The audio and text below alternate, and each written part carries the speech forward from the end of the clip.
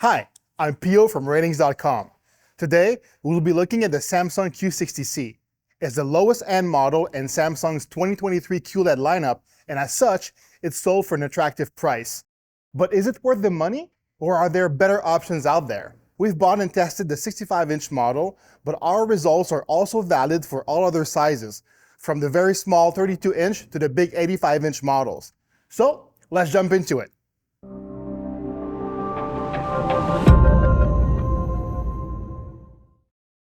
This TV has a decent build quality.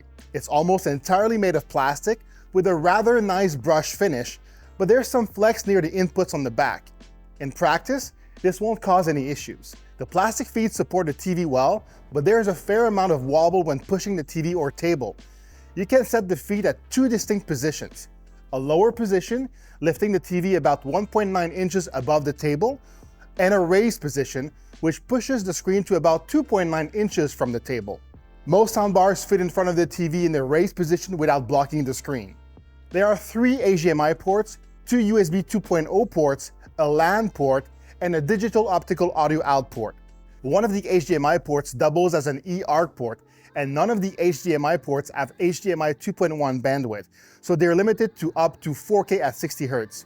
Most of the ports are recessed into the TV, making them hard to reach when the TV is wall-mounted. Also, one of the TV's HDMI ports and its optical audio out port are back-facing, making them even harder to access than the recessed ports on the back. Plus, the TV doesn't have any clips or guides for cable management, making it hard to maintain a clean setup unless you buy aftermarket clips or straps. The TV has the 2023 version of Samsung's popular Tizen OS smart interface. Due to the Q60C's reduced processing power, its interface lacks some of the bells and whistles of its more expensive counterparts. Namely, it has fewer animations than the pricier Samsung models. Still, it feels great, it's fast, and it has a ton of apps available to download. Like on all TVs, there are ads throughout the interface that you can't turn off. Sad reacts only. The TV's remote is very compact, with very few buttons. It does have built-in voice control, so you can use its microphone to order the TV to change inputs, launch apps, or search for content. We love that. A cool feature of recent Samsung remotes is their solar panel on the back. You can leave it on the windowsill all day to absorb that beautiful sunlight, and it will charge itself right back up.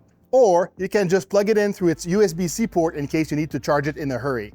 Build quality is nice and all, but most of us buy TVs for their picture quality, not as a fashion statement. So how does this TV look? Overall, decent. Its contrast is okay, with good-looking blacks in dark rooms, but it lacks any kind of local dimming, so the blacks are raised whenever bright highlights are on the screen. Lacking local dimming does have some advantages, however. For one, there's absolutely no blooming around bright highlights or subtitles. Sure, you instead get an entirely bluish or grayish screen due to having raised blacks, but hey, at least there's no blooming. It's a good thing that this TV's contrast is okay, because it just doesn't get bright enough in HDR to handle a lot of lights, and its reflection handling, while decent, isn't good enough to compensate for glare. Also, since it doesn't have local dimming, it can't really emphasize bright highlights in HDR content. This is truly a TV that is at its best when the lights are dimmed, but not when they're completely off, as then you're more likely to notice the raised blacks. Overall, its HDR performance is disappointing, even at this price point. The lack of local dimming means this TV doesn't look any better in HDR than in SDR. Still, the levels of brightness that this TV can achieve are actually very good for SDR content. Shows pop and are pleasant to watch, and this TV can better handle bright rooms with SDR content than it can in HDR. I hope you like sitting right in front of the TV, because this is the best seat for watching it. The image fades and looks washed out as you move even slightly off center, and at wider angles, it looks very dim, with a noticeable yellow tint. It isn't a good TV for a wide seating arrangement or hosting large parties. When it comes to color accuracy, the Q60C is truly a welcome surprise. Its color accuracy before any calibration is great. There are some slight inaccuracies in the TV's white balance, but they're not noticeable to the untrained eye. Still, the TV's color temperature does lean a bit too warm, meaning that everything has a slightly reddish tint. Dark scenes also tend to be a bit too dark, leading to some crushed shadow detail. If this matters to you, you'll be happy to know that the TV looks even better after calibration. although it's not the easiest to calibrate. Overall, color accuracy isn't really an issue on this model. The TV's splendid accuracy continues in how accurate the TV is in HDR. Like most LED TVs, near blacks are raised a bit, but after that, the TV tracks the content creator's intent very well. The TV also preserves some bright details when it's near its peak brightness. This TV uses quantum dot technology, so it has a great color gamut. Its coverage of the DCI-P3 color space, which is used in most HDR content, is fantastic. Its colors do tend to be a bit undersaturated, which is surprising for a Samsung QLED TV. Sadly, its coverage of the wider Rec 2020 space is only okay. It particularly struggles with bright, saturated colors, especially greens, reds, and cyans. Moving on to processing, this TV won't blow you away. Its low-quality content smoothing is rather poor. It effectively doesn't smooth out anything. This means it preserves details well since it doesn't attempt any smoothing, but this comes at the cost of very noticeable macro blocking when watching low bitrate content from streaming apps. Its upscaling is better than its low-quality content smoothing. Text is a bit blurry and the image looks a bit soft, but it manages to preserve some fine detail when upscaling lower resolution content. When it comes to response time, this TV falls flat. Its response time is inadequate, and all fast motion looks blurry on this TV. This is even worse when the TV is coming out of a dark state. This will be especially noticeable when watching horror movies, as they lean towards a dark color palette. Like most TVs, it uses pulse width modulation to dim its backlight. It flickers at a fast 480 Hz in movie mode, but drops to a slow 120 Hz in all other modes, which is low enough to give you a headache if you're sensitive to flicker. If you're watching movies with a Blu-ray player or streaming box, or are using the built-in apps, it can remove 24p Judder from any 24p source. Unfortunately, it cannot remove Judder from any 60 Hz source, like when watching movies from cable or satellite boxes, or when watching movies from external streaming devices that don't have a match frame rate feature. Sadly, this TV's response time just isn't good enough for a good gaming experience.